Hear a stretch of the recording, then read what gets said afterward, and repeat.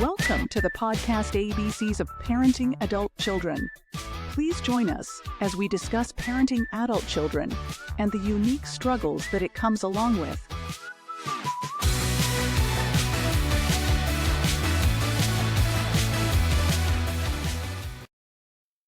Hello and welcome to ABCs of Parenting Adult Children podcast. My name is James Moffitt. Today our guest is John Hankins. Is that how you say that? Correct. Okay. Hey, John, how you doing? Good, James. How are you? I'm good. So do me a favor and introduce yourself to the listening audience. Sure. I am a certified financial therapist and a licensed social worker. I'm 73 years old, and I launched this career about 3 years ago after spending about 35 years working in IT. Good for you. I wish I was as brave as you. Well, I'm glad you're on the podcast, and I'm going to just read your little blurb here. You're on your Podmatch profile. It says John Hankins is a licensed social worker, certified financial therapist, and certified financial social worker. His diverse career includes a decade of work in community mental health, followed by 35 years in a variety of positions in IT, internet, and cloud services. He exited from conventional full-time employment 6 years ago at age 68. So where did you come up with certified financial therapist? How did that come about? So the certified financial therapist refers to the Financial Therapy Association, which I'm sure you and most of your listeners have never heard of. This is an organization that's been around for about 15 years that's made up of mental health professionals and financial planners that really want to focus on the emotional connections in money. So from the financial planning side, financial planners want skills in how to deal with their clients and some of the emotional baggage they bring into the planning process. Right. And for mental health professionals, they want to be able to have more skills in dealing with their clients in the area where money is a big issue in somebody's emotional well-being. So it's kind of a continuum. There are two different communities that have come together around this. So after reading this and listening to you explain that, I guess there's hope for me and my wife, right? Absolutely. Good. That's good to know. So as we discussed before I hit the record button, I want to talk about two things here. I want to talk about parents of adult children, ages 18 to 30 in that range, and parents helping to prepare them and educate them on how to do budgeting and how to do, financial planning for their future, like starting a 401k or putting money in savings or what have you. And then I want to talk about the second prong of this. I want to talk about parents that have adult children living at home that are there for, whatever reasons, whether, it's very expensive to live, obviously, pay bills, and our adult children are kind of behind the eight ball when it comes to that, because you gotta have deposits for everything. And like I said, paying a mortgage, car payments, insurance, taxes, all of that. That takes, it takes a pretty substantial income to pay all of that. And sometimes our adult children, they launch and they try, and for whatever reasons, they wind up back home, and our parents don't want their kids living in tent cities, obviously. So within reason, we want the kids to be able to have a safe space to come back to and to regroup and do some disaster recovery, what have you, And so I'd like to talk about those two topics. Sure. Just pick whichever one you want. Let's start with bringing up your kids and how you prepare them. And one of the things I would emphasize for parents, that are, let's just say parents in their 40s, when they have kids, teenagers and beyond, that in my work, one of the key pieces when I'm working with people around their financial stress, emotional content, what we typically go back and look at is their financial story, their money story. So as a parent, think about, what is the money story you're giving your kids? If you and your husband are always fighting around your 15-year-old about money, they're going to carry that on.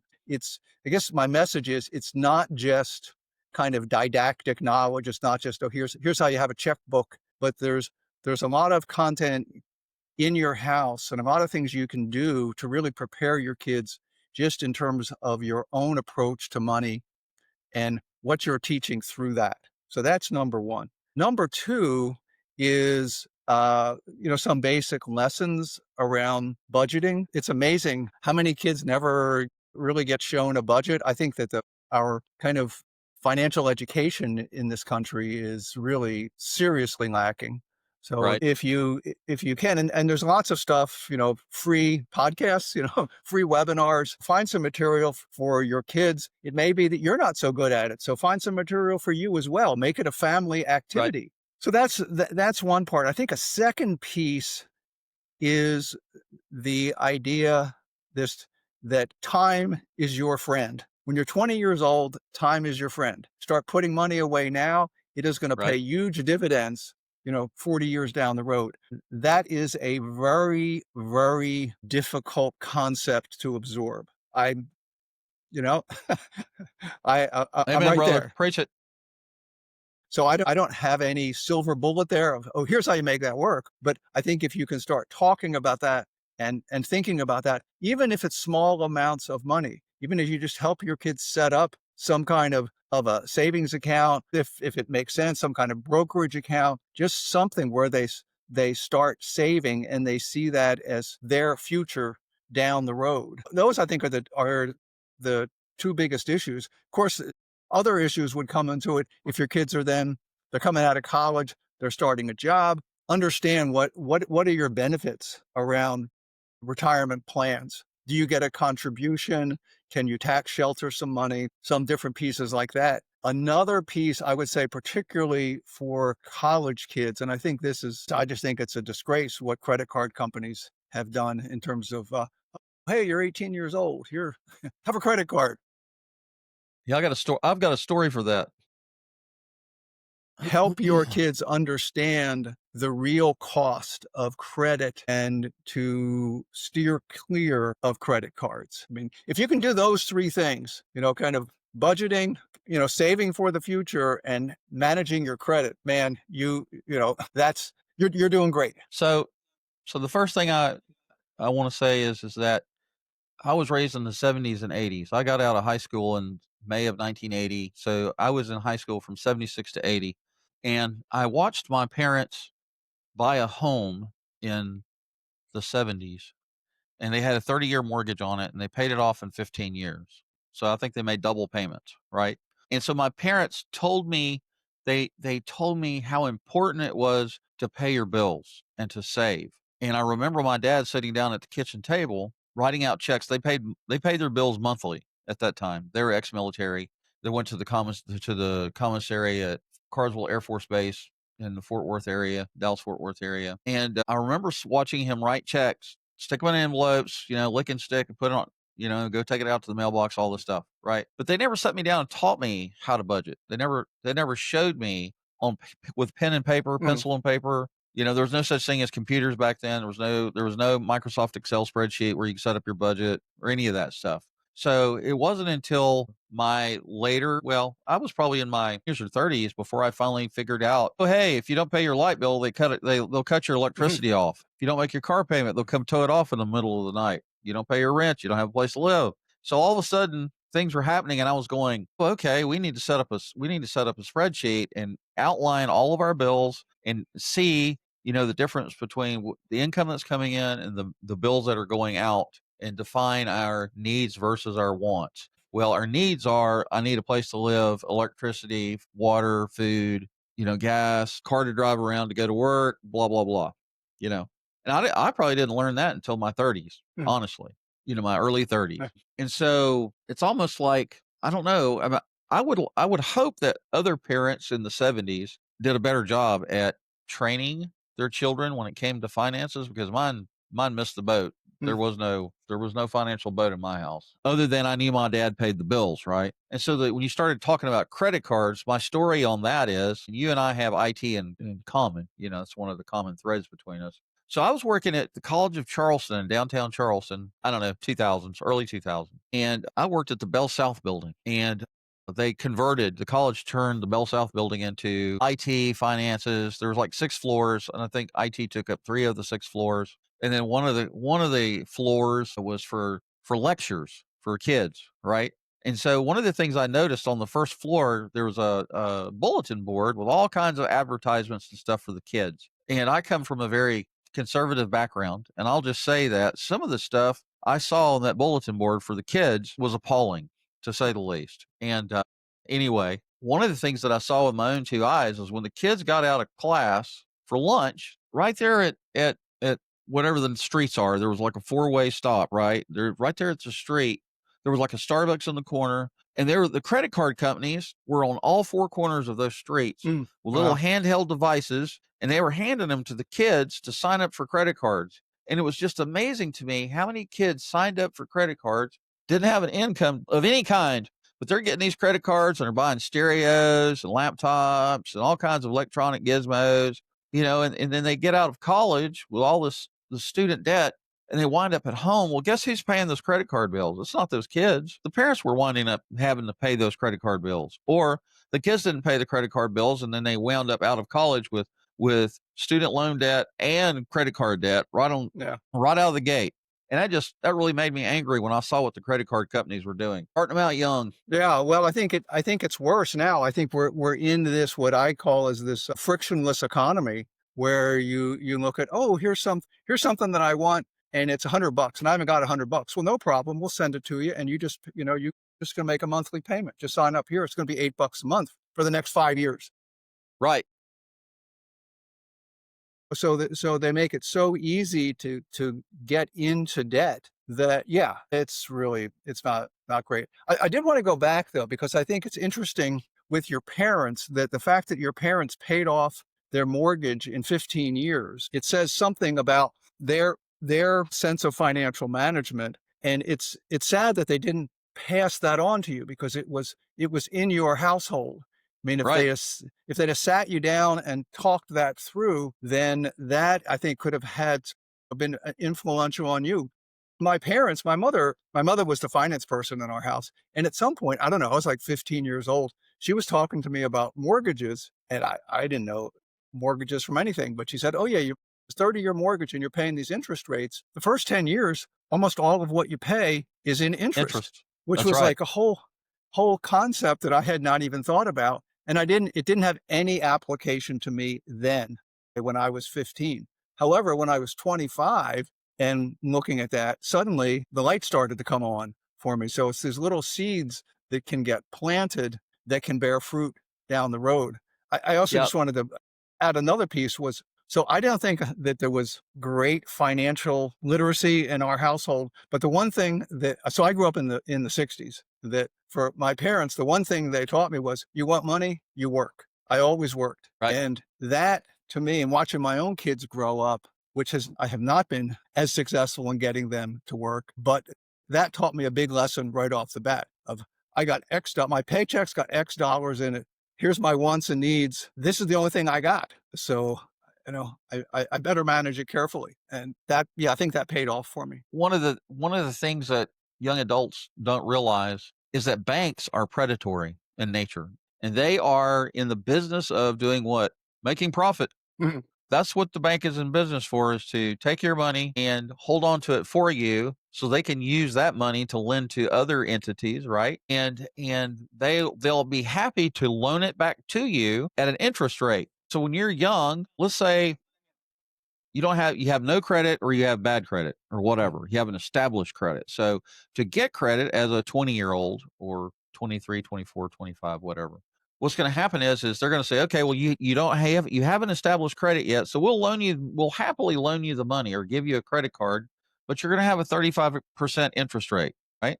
Maybe not quite that high, maybe a little lower than that, but they want you to pay the minimal payment on your credit card, right? They don't want you zeroing it out. They don't want you paying half of it now and half of it next payday, because they want to be able to keep accruing interest on all of that money that you owe them, right? And so let's say you have a credit card with $1,000 limit, and you're only paying them $15 or $20 every month. Well, you're going to wind up paying them $2,500 in the end to pay that thing off, right? Sure. And kids don't know that, and young adults don't know that unless they've been taught by their parents, or they've talked to a financial counselor, or and when I was in my 20s or early 30s, I didn't even know what a financial counselor was, right?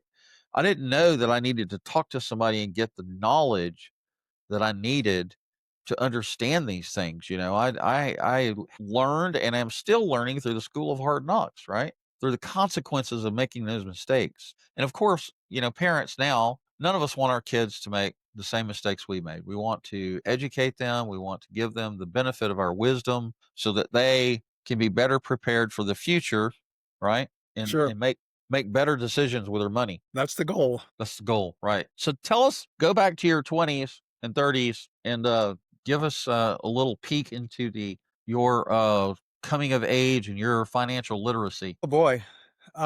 In my own financial literacy then, well, like I said, I always worked. And so I had this concept of this is my paycheck. These are, this kind of instinctual kind of budgeting thing. I've always been a budgeting guy. And I don't know how much of that my parents baked into me, or it just was something that I was interested in. So you were good at it right out the gate. I wouldn't say I was good at it. I would say I would put it another way. I didn't hate it. I wasn't afraid of it. Got you.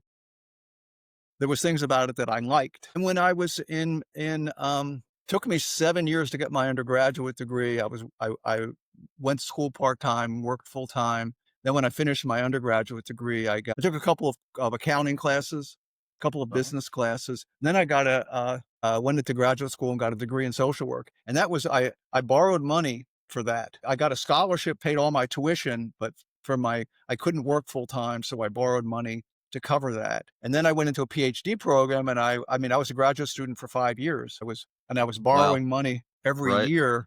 This was in the this was from 1979 through 84. So tuition, all that stuff was way lower, right. But I had the student debt. And then I got offered a job, a really good paying job. The first thing I wanted to do was take care of my debt. I just was like, we got to get rid of this. And so I was just focused on that. Got married, we had kids, we bought a house. And I was like your parents. The first thing I did was, how much extra can I pay every month to whittle this? Okay, maybe it's not paying it off in 15 years, but maybe it's paying it off in 25 years instead of 30. Then spreadsheets came along, and I started building spreadsheets. So yeah, I just kind of gravitated towards that. That's good. Yeah. What advice would you give to parents that are listening to this episode about how to start their young adults on a path of financial literacy? Well, it kind of goes back to what I was saying before. I think part of it is you have to lead by example. If you don't understand budgeting, you're going to have a hard time, and you don't value it, you're going to have a hard time convincing your kid. Right. So, and it could be an activity that you work on together. That could be something that you really, bond around. Let's look at the household budget. Here, you need to understand what it costs to live here, what we have to spend for a mortgage, gas bill, all those sorts of things. Teach the value of the dollar. Yeah, that's Right. I think getting that lesson of this roof over your head isn't free. No. Right. Exactly. And there's a lot of little pieces, there's your taxes, here's your insurance, here's your utilities, you need your roof's 20 years old. Well, you need to start thinking about that. There's a lot that can be taught just by showing your kids what it takes for you to manage your household. Right. That's good. So do you remember your first paycheck you got, or the first couple of paychecks? Do you remember the shock value of looking at your paycheck going, wait, I worked 80 hours in 2 weeks and I make X amount of dollars per hour. And all of a sudden somebody's stuck their hand in the pie and taken 25% off the top. Yeah. Do you remember that? I do. That was, I have to say, my first real job that was like, I worked in restaurants and stuff, but I was in my early 20s, and I got a job in a factory, that was like time card, here's your pay stub. It was, it was all came off of, it wasn't somebody in the back room filling out a check and just saying, here you are. And it was like, yeah, here's your gross, and okay, here's your net. Because I got the job and thought, damn, I'm making some money here. And then when I got my first paycheck, it was like, well, hold on a second. That was an awakening, wasn't it? I remember how upset I was, right? Like, yeah, there's something wrong with this. This is highway robbery. Well, I think it gets even more painful when you And I'll talk about this as kind of my second paycheck, although it was way down the road. But I had a job where okay, we've got a 401k plan, and we want you to contribute to that. And I don't think I did for the first couple of years, but I think when I turned 35, they said, you have to contribute. And suddenly it was like, whoa, what happened to my paycheck? Now, Right. it was a great plan because they contributed. They had it was the best plan I was ever in. It was stupid that I didn't start contributing right away, but I was Right. much more focused on this is my paycheck, and I want it. I want it all for me. I mean, Right. there's a whole program that's been developed now around helping people save for retirement, where some organizations are offering this, where you can sign up for an automatic increase in your contribution based on your raises. Right. So, I'm doing 3% now. When I get my next raise, I want to do 3.5%. Right. I'm going to take part of that raise and make sure it goes into my retirement account. I remember when I worked for this property rental company, vacation rental company off in Kiowa Island, South Carolina. I worked for them for 10 years, and I had one of their accounting people talk to me about it. I guess I was in my 40s at that time. And he was like, "Oh, you gotta open up a 401k, and because whatever you put in the 401k, they will match it, blah blah blah." And so Yeah. I did. He got me started. I opened up a 401k, had them take, like, I don't know, 2 or 3% of my paycheck, put it in there. And every year after that, I did 1%. Every year I did an additional 1%. And it started Yeah. building pretty quickly. Yeah. Yeah. Time is your friend in those situations. It's Right. surprising. And it is reinforcing when you look at that. Absolutely. So let's talk about parents who have boomerang children, adult children that, let's say, they've launched out into the world. They're going to college. They got student debt. They're trying to pay rent. They're trying to pay car payments. For whatever reasons, they're not in a position financially to where they can sustain that, right? And they wind Mhm. up needing to come back home. And so kids come Mhm. back home, and there's nothing wrong with that. Yeah. I've had a few of them. Yeah, Yeah. I have too. I've still got one. But she doesn't come back home to live necessarily, but I still help support her from time to time. Yeah. And when kids turn 18, obviously that's not the end of it. Yeah, it's just a whole new world. It's you change from the parent-child relationship to a mentor or a support person, right? Yeah. That is there for them to come to. Hopefully, if you have a good enough relationship with them, they'll feel safe coming to you and talking to you about stuff, right? I look at it as adult to adult. You've moved Right. but there's still this other piece to it, but it's adult to adult. Right. So let's talk about parents that are listening to the podcast that have children that have come back, and they're helping them get grounded and get their feet on the ground, and doing some disaster recovery and helping them to save money. Before we hit record, we were talking about how some parents wind up, due to no fault of their own, they wind up having to or choose to use their savings to help undergird or support their children so that they can live and Yeah. launch out onto their own. And so you got parents that are dipping into their 401k or their IRAs or selling stock or whatever it is they're doing to help their children. And can you just talk to that a little bit? Sure. James, I gotta just close my window here for a second. Yeah, you're fine. Go ahead. So yeah, I think that this is a really complicated subject in a lot of ways. In one way, you're saving for retirement, and if you're being successful at that, and you're 60 years old, let's just say 65, you're being successful at that, you look at what's in your retirement account, and you can see a big number, Sure. right? A bigger number than anything you've ever had in your wallet. You know, Here, here's a big number, but it's got to last you till the end of your days. So Right. complicated. 10 or 20 So years yeah. or longer, maybe.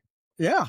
Yeah, the investment advisor that I use tells me that I think they're telling me my life expectancy is like 101, something like that. Oh, wow. So I think there is, on the one hand, it's very easy to get into feelings of guilt around, I've got this whole pile of money here, and I've got my kid who's struggling. I really should take some of this and help this kid, which is a perfectly natural, legitimate feeling. The thing that I think is important in that is that you have a plan. Basically, you understand what the impact is. What can you afford to do? You're not operating on just your feelings. I want to make my kid feel better. My kid just wrecked their car, and I got to do something to save this kid, and I'm going to pull some money out of my IRA. Wait a minute. Let's think about exactly. What are your options here for this? What can you do? And I think that is the way that I would kind of describe that is what are my capabilities? This kind of goes back to needs and wants, right? Right. It's capabilities versus desire. My Well, desire is always going to be I want to save my kid. I want my kid to be happy. But your capability could be maybe you can't afford, you don't have the money, or your kid, even though your kid has, an addiction problem, whatever, there's lots of things you can't fix. So it comes back to boundaries to some degree. I think understanding what you can do and what is healthy to do is really important. So it doesn't mean you don't do anything, but well, understanding go ahead. one of the problems with pulling money out of your 401k or IRA or whatever is that there are tax penalties for doing that. Sure, sure. Yeah, You have to count the cost for doing that. yeah, yeah. Well, And you I have think to that, think about what is your plan for putting that money back eventually. yeah.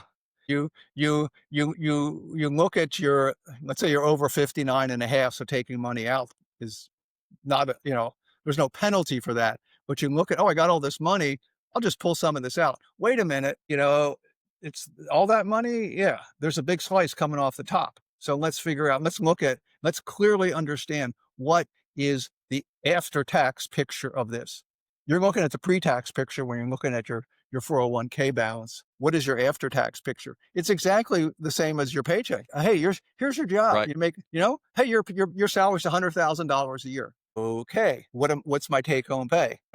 It's Not there's a lot. 100,000. Yeah, it's the same. It's the same situation, and you really got to understand it. But I think that this balancing your capability, what's the right thing to do, what can you afford to do, that's it's really important to think that through and not just operate on pure emotion. Right.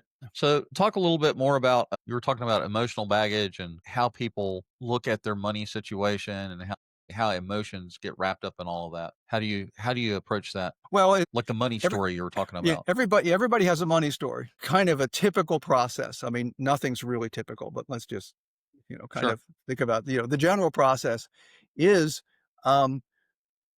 we look at and want to talk about what is your relationship with money. Everybody has a relationship with money. This might be a new concept. What do you mean I have a relationship with money? Okay, well, it's like you have a relationship with food. You have a relationship with your partner. You have thoughts, feelings, and actions that are Right. associated with money.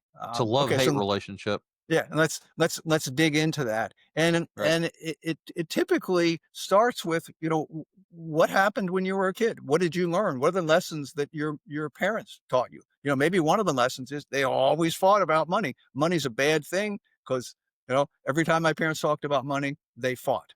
Or I'll tell you my money story. My mother always resented anybody that had more money than she did. And we were not poor, but we were, not rich by any means or even affluent. I mean, we got by okay. And Right. my mother could have had a much happier life if she were just focused on here's the good stuff that we can do. We have enough money for these good things that we do. But her point of view was always these people have more money. They look down on me. No. I can't keep up with them. She was our own Right. worst enemy. So it took me, and I'm still trying to escape from some of that. But back to your question, it's things like that we look at as part of the process. We look at, why are you here? That's always what when somebody shows up at my doorstep, I'm considering seeing a financial therapist. Okay, why? What problem are you looking to solve? Tell me what a success is in this process. What do you want to see come out the other end? And that can vary all over the map. I've had people that show up that I'm in debt and I'm trying to figure out how to get out of debt. I just inherited some money and I feel really guilty about it. And I don't know how to spend it and everything in between. Got you.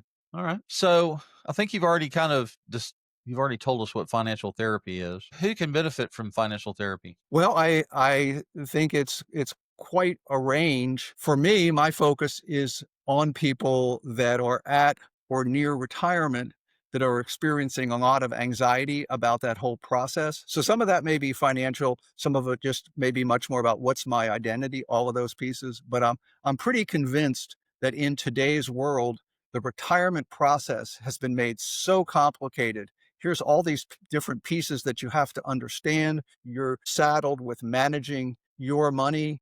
You may have a financial planner. That's a good thing, but still at the end of the day, some of these decisions are up to you. As you were saying before, the market's crashing. My God, how am I ever going to keep this roof over my head?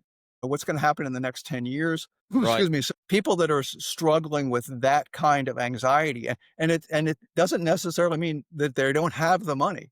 It's just I'm thinking of, every night I keeps me awake at night thinking about how I manage my money. That's somebody that can benefit from a financial therapist. For couples, it's we have enough money, but we're always arguing about money. That's a couple that could benefit from a financial therapist. Yeah, I could give you lots of examples. Back to the family. I want to help my daughter, but I'm not sure if I have enough money, and I'm not sure if I should. Those people could benefit. I'm working with a few people who are the adult children who've come to me and said, "Please help my parents."